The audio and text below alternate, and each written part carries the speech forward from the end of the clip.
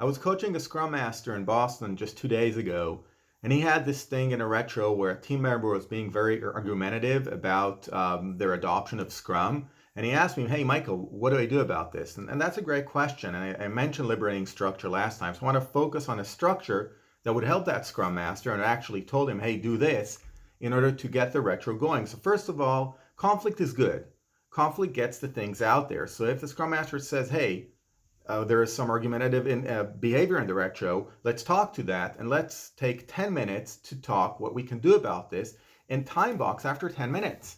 That's a liberating structure. And then ask the team members after 10 minutes, "Hey, do we need some more time to talk through that? Let's do a quick voting up, yes, no.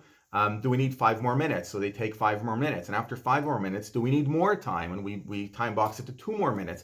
So we use a microstructure. See the link below about liberating structures to control the process of the retro. And that's a great example of how we can take conflict and use conflict within a time box in a retro to get to high performance. You're seeing I'm holding this lovely slide deck. It's something I use sometimes to do retro. It's tarot cards for story pointing. Find them on our website. And next time we're going to talk how we do that in order to move the retro forward. Thanks for joining.